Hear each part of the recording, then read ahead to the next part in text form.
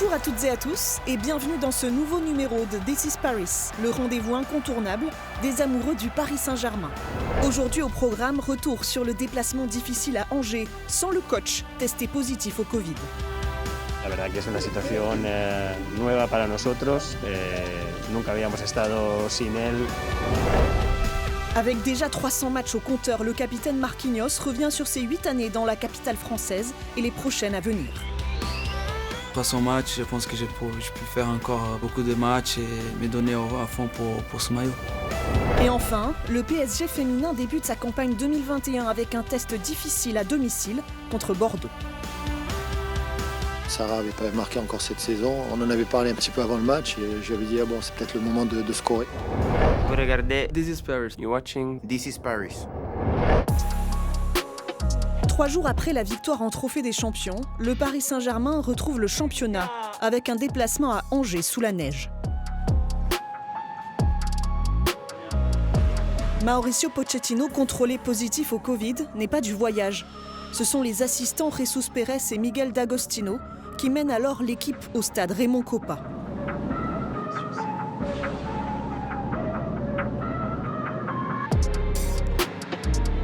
Marquinhos, après sa 3e cape en rouge et bleu contre Marseille, est toujours le capitaine de l'équipe. Mais 2 changements sont à noter avec Neymar et Moïse Kean de retour dans le 11 de départ. Paris est à la recherche d'une 11e victoire consécutive.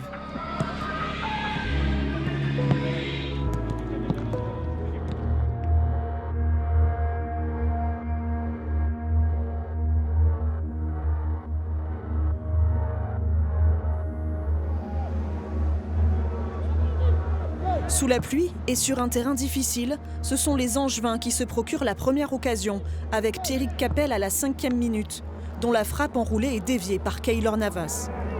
Paris monte doucement en puissance et en milieu de première période, Neymar, bien servi par Ángel Di María, voit sa frappe déviée en corner.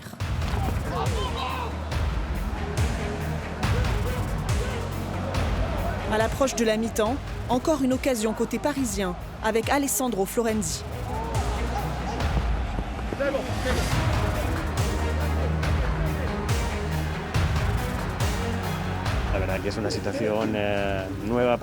C'était une situation nouvelle pour nous.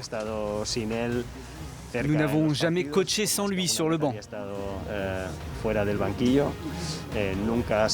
Nous n'avons jamais dû faire face à un tel défi tactique sans lui. Jamais nous n'avons dû faire les changements dans un match. Mais nous l'avions au téléphone et il contrôlait tout ce qu'il se passait. Tôt dans la seconde période, Keylor Navas doit à nouveau s'employer face à la tête à bout portant de Loïs Diony. De l'autre côté du terrain, Kylian Mbappé en contre voit sa frappe déviée en corner par Paul Bernardoni.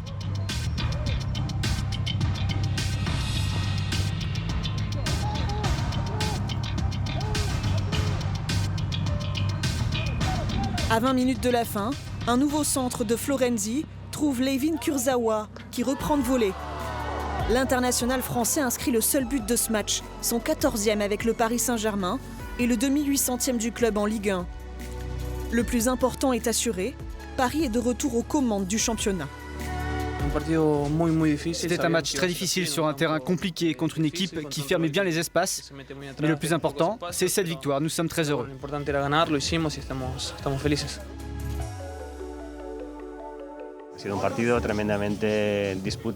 C'était un match très accroché. Angers a montré un niveau incroyable de discipline et d'organisation. Leur récente victoire et leur 7e place prouvent à quel point c'était une bonne équipe.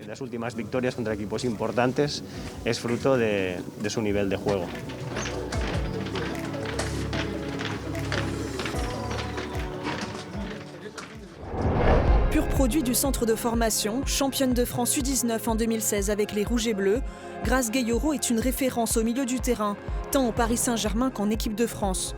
Nous sommes allés à sa rencontre pour savoir comment le rêve a débuté pour la joueuse de 23 ans. Pour moi, le PSG, c'était un rêve parce que forcément, quand j'étais petite, je rêvais d'intégrer le Paris Saint-Germain. J'ai aimé le football grâce à mon frère, par l'intermédiaire de mon frère, parce que lui, c'était un grand passionné de foot. Et à chaque fois qu'il allait jouer avec ses copains ou avec ses amis, il m'emmenait tout le temps avec lui. Du coup, au fur et à mesure, j'ai commencé à aimer le ballon, même si au départ, il me mettait gardienne pour me mettre plusieurs frappes avec ses copains. Puis au fur et à mesure, j'ai intégré le chant.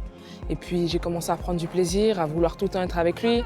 En fait, on était inséparables, ça veut dire qu'on faisait tout ensemble. Quand lui, il allait avec ses copains, moi, j'allais avec ses copains. Donc ses copains, c'était mes copains aussi. Donc c'est comme ça que j'ai appris et j'ai aimé le football. Quand j'étais petite, on me mettait pas vraiment attaquante, on me mettait juste en dessous de l'attaquant. C'est vrai qu'au fur et à mesure, j'ai commencé à aimer un petit peu ce rôle de numéro 10. C'est vrai que quand on est petit, on nous met un petit peu partout, on est content de jouer tout simplement. Mais c'est au fur et à mesure, quand je suis rentrée à Clairefontaine, que je me suis dit que je me sentais mieux en tant que numéro 8. Pas forcément juste en dessous de l'attaquant, mais j'aimais bien ce rôle de box-to-box où des fois je pouvais défendre, à la fois me projeter, parce que je pense que c'est ce qui sont mes qualités aujourd'hui aussi. C'est aussi ma projection et j'aime bien aussi défendre. C'est pour ça que j'aime bien être un petit peu entre les deux. Et c'est au fur et à mesure que je me suis sentie mieux à ce poste-là et que j'ai commencé à progresser aussi dans tous ces domaines. C'est vrai qu'à partir du moment où je suis rentrée à l'INF Clairefontaine, c'est là où je me suis réellement dit que je pouvais intégrer le PSG et que j'avais peut-être la possibilité d'y aller et de pourquoi pas vivre mon rêve. Donc je me suis donné les moyens, j'ai continué à travailler et puis quand le PSG m'ont montré qu'ils étaient intéressés, j'étais la plus heureuse. Aujourd'hui, on a la chance, comme j'ai dit, d'être dans de bonnes structures. Et c'est vrai qu'aujourd'hui, on a aussi la chance d'être vu des petites filles aussi. On a une visibilité quand même. On a cette envie de montrer ce beau côté du football féminin aussi. Et puis, c'est à travers des beaux matchs, à travers de belles rencontres. Et aussi, c'est à travers aussi un petit peu nos réseaux sociaux, tout ce qu'on peut montrer. Donc, on a cette envie. Et je pense qu'aujourd'hui, même peut-être sans le savoir, on est aussi des ambassadrices pour toutes ces petites filles qui nous regardent et pour aussi le développement du football féminin parce qu'aujourd'hui, on a envie que ça continue à avancer, on a envie que ça continue à évoluer, que demain, il y ait de plus en plus de structures qui arrivent à s'ouvrir et que toutes les petites filles puissent faire de leur passion leur métier.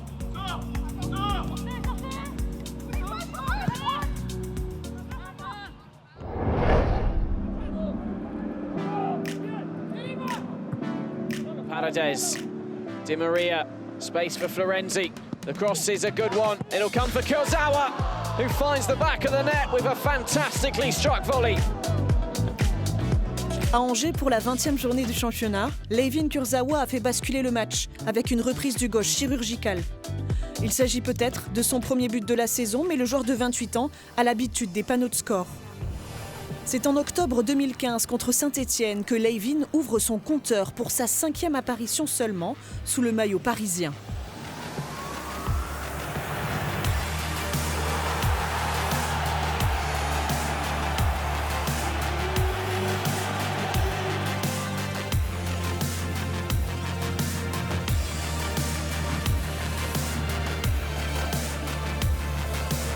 Le premier de ses 14 buts avec Paris. Et 6 saisons plus tard, l'international français est le deuxième défenseur le plus prolifique du club, derrière Marquinhos, qui a marqué à 22 reprises sur la même période.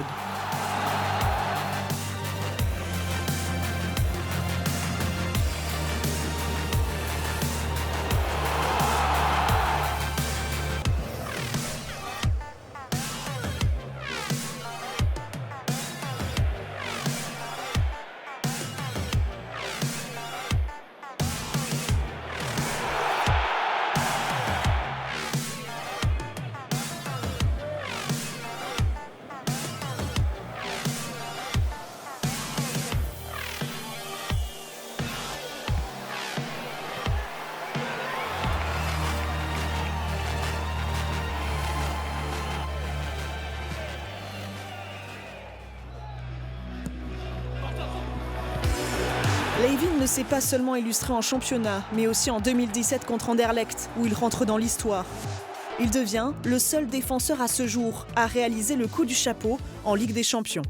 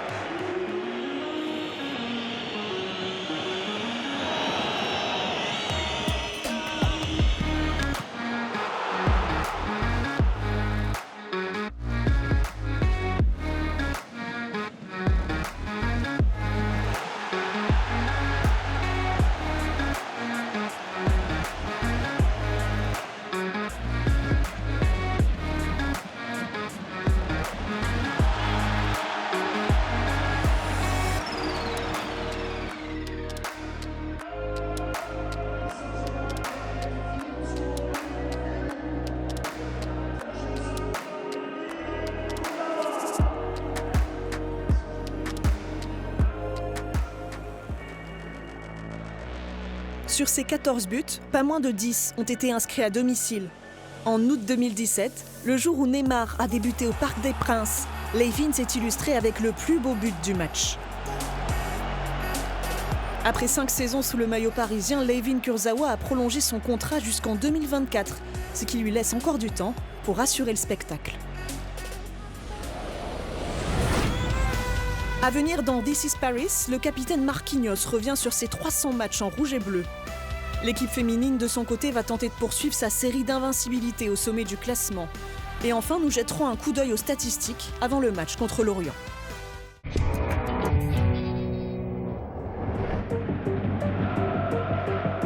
Marco Zawas Correa.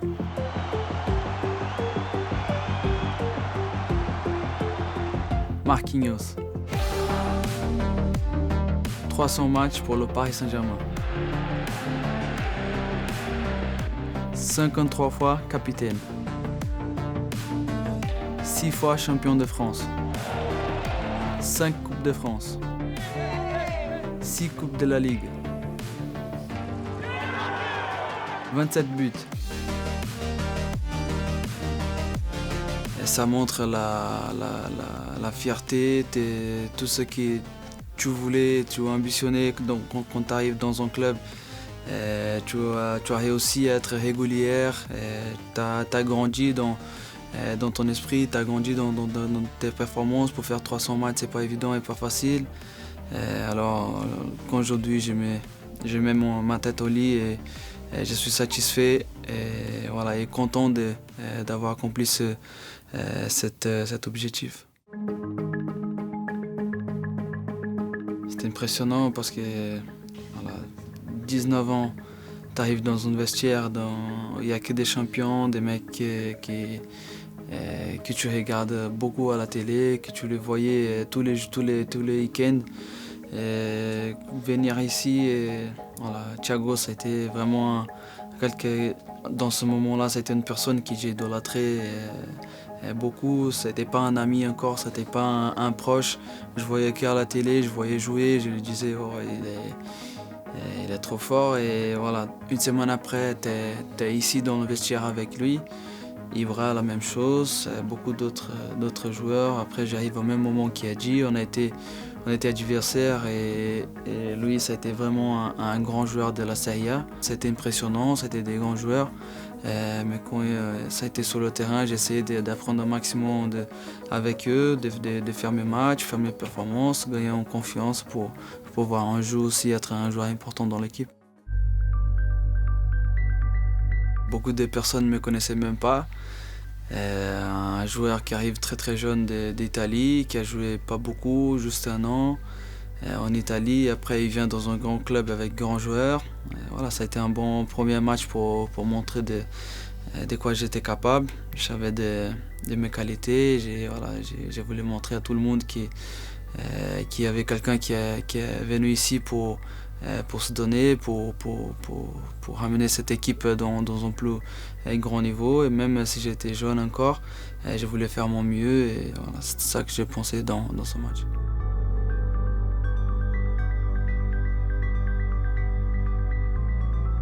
Quand tu arrives ici dans le Paris Saint-Germain et tu gagnes ton premier championnat, on va dire, en jouant vraiment, en participant, ça fait vraiment de plaisir et c'est un objectif très important. C'est un match marquant dans mon histoire ici à Paris. Encore aujourd'hui, les gens qui m'arrêtent, ils se souviennent de ce moment, de cette rage et comment le match a été développé aussi. C'était un match serré, très compliqué. On a fait un bon match, mais Barcelone, il y avait une très bonne équipe aussi. Ils ont réussi à venir nous approcher et après ils ont presque fait le match nul dans cette action. Pour ça, ça a été une action très importante. Et bon, je pense que c'est l'émotion, le sentiment, la rage qui s'est sorti tout seul. C'est pour ça qu'il a été marquant pour les supporters.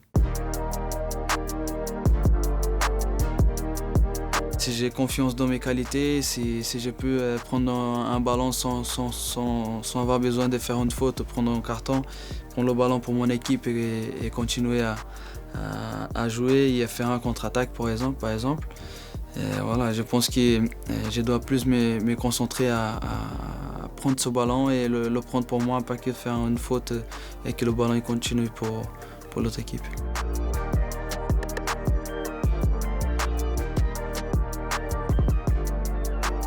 J'ai marqué 2 buts déjà au Vélodrome. Ça a été un super coup franc qu'on a bien travaillé avec le mouvement de Thiago. Il me met un bon ballon, je suis juste devant la cage pour la placer dedans. Et après l'autre aussi, ça a été je pense un coup franc d'Ibra et il frappe. Et après il y a un déviement et ça reste pour moi et j'arrive avec pied gauche et je le marque. Voilà, c'est trop bien marqué là-bas. Surtout quand tu gagnes. Et ça a été des bons moments à se souvenir toujours. C'était des plus grandes émotions où j'ai senti dans un match de foot. Ça a été quelque chose de très important pour nous. On a été déjà à notre limite. J'avais des crampes, on a été fatigués, on s'est beaucoup donné. Atalanta, ça a été une équipe très difficile à jouer. Et voilà, dans ce coup de folie, j'ai pas vers l'avant. J'ai Thiago qui me dit derrière, va, t'es fatigué, reste devant. Voilà, c'est des choses qui se passent comme ça en question de secondes. Et je vois le ballon arriver, je marque. Voilà, c'était vraiment une émotion énorme pour moi, pour mon équipe, pour tout le monde. Faire une finale en Champions League avec le Paris Saint-Germain, même ça a été un match difficile, compliqué.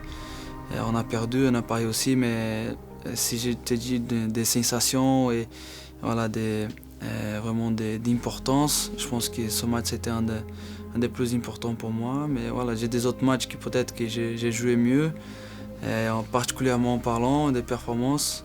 Mais je pense qu'une finale de Champions League, ce qu'on a fait, et ce qu'on a réussi, ça a été une sensation énorme pour moi parce que voilà, c'était un grand objectif de passer une étape, de passer un cap avec ce maillot.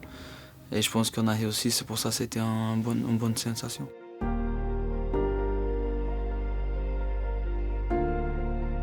J'ai jamais laissé que les choses négatives, peut-être à un moment que j'étais moins bien ou un autre moment que je jouais moins, j'ai jamais laissé que les choses négatives m'enlèvent un peu le plaisir et l'envie de jouer au foot, de venir m'entraîner. Ça, c'est le plus important, ce que je pense à garder pour moi et que j'ai mis dans ma tête dans mes moments difficiles ici.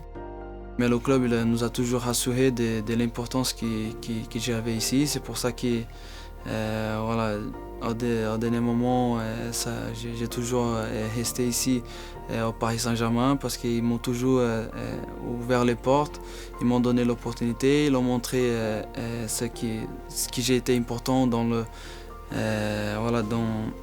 club, dans le projet qu'ils avaient. Et c'est pour ça fait 8 ans on est ensemble. Aujourd'hui, marié, papa, capitaine de l'équipe, je pense qu'il y a beaucoup de changements.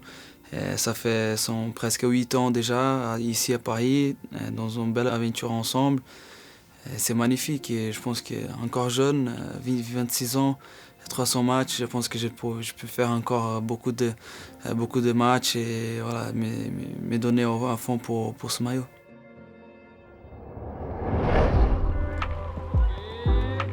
Les féminines du Paris Saint-Germain sont invaincues et en tête du classement de la D1 à la mi-saison. Mais après leur victoire en amical contre le Paris FC, Ashley Lawrence et ses coéquipières reprennent leur saison avec un test contre Bordeaux, 3e au classement. Pour les joueuses, pour le staff, tout le collectif, ça fait du bien une petite pause. Mais je pense qu'on reste toujours à nos objectifs de gagner le championnat, de gagner les titres. Mais je pense que je trouve que tout le monde revient en forme et on est très pressé de jouer le premier match.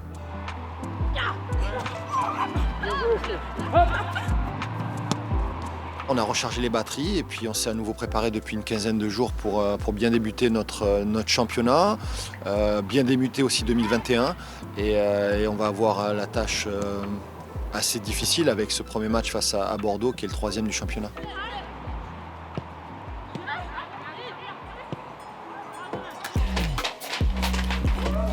Avant l'échauffement, la meilleure buteuse du championnat, Marie-Antoinette Katoto, a reçu le trophée de joueuse du mois de décembre. Les Parisiennes espèrent faire mieux que lors de leur premier affrontement de la saison, une rencontre soldée par un match nul.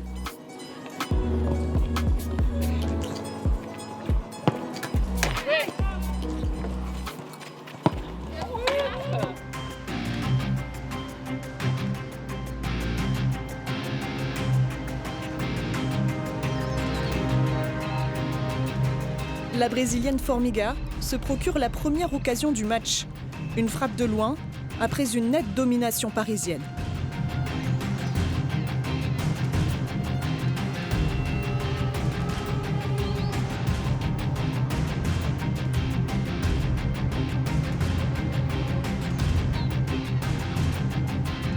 Paris doit faire preuve de patience et cela paye lorsque l'internationale allemande Sarah Dabritz ouvre son compteur de buts juste avant la mi-temps sur une passe de Perle Moroni.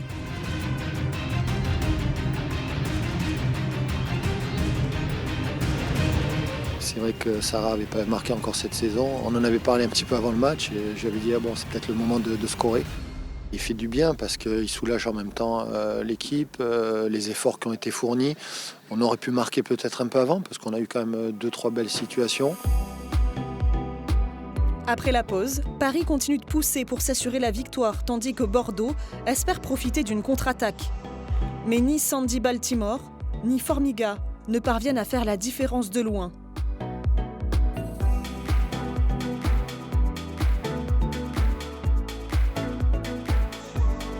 Lorsque le PSG se rapproche un peu plus du but, F. Périssier, l'ancienne parisienne, intervient sous le nez de Katoto.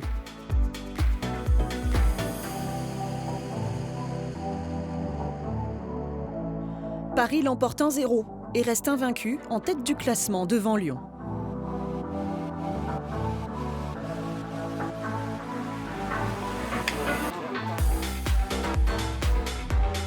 On savait que c'était le premier match de l'année et qu'il fallait faire un très bon match. C'est ce qu'on a réussi à faire ce soir. Voilà, on repart avec la victoire, donc on est contente. Match une nouvelle fois encore très serré, au vu du score final, 1-0. Mais en même temps, je pense que la victoire est méritée. Face à un concurrent direct pour le titre et pour la Ligue des Champions, il fallait les mettre à distance, donc on a su le faire. Le mérite en revient aux filles parce qu'elles ont su être patientes et on a réussi à marquer juste avant la mi-temps, donc c'était parfait. Juste avant Noël, le Paris Saint-Germain a battu le FC Lorient 2-0 au Parc des Princes. Le tout grâce à un pénalty inscrit par Kylian Mbappé et une frappe de Moïse Kean. La confirmation que Paris domine dans les confrontations. Même si cela ne saute pas aux yeux, cette domination est intimement liée à la récente histoire du club de la capitale. Paris face à Lorient, c'est d'ailleurs le tout premier match de l'ère QSI en 2011. Une défaite 1-0, suivie 12 mois plus tard par le premier match de Zlatan Ibrahimovic en rouge et bleu et un match nul de partout. Les plus gros succès restent de larges victoires 5-0, l'une grâce à Ronaldinho et Jérôme Leroy en 2001,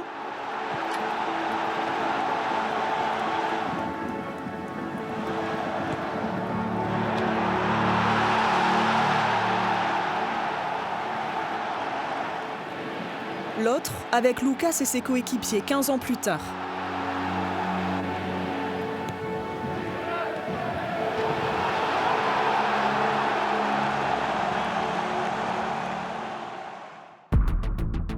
En ce dernier jour de janvier, ce sont deux mondes qui vont s'affronter. Paris en lutte à la tête du classement pour un 4e titre consécutif, Lorient qui lutte pour sa survie. Une opposition de style est à prévoir au Moustoir. Le champion de France a la meilleure possession du championnat cette saison, alors que Lorient est avant-dernier de ce classement. La meilleure possession qui se traduit par des buts pour les hommes de Mauricio Pochettino, qui possèdent l'attaque la plus prolifique de Ligue 1. Les Merlus, eux, concèdent 2 buts par match en moyenne. Paris aime faire la course en tête et a ouvert le score à 14 reprises cette saison. Lorient n'a marqué en premier que 4 fois lors de ses 20 premiers matchs, autant que Kylian Mbappé. Mais Lorient offrira une vraie résistance. Ils sont en tête du classement en termes de tacles, grâce à leur milieu Laurent Abergel.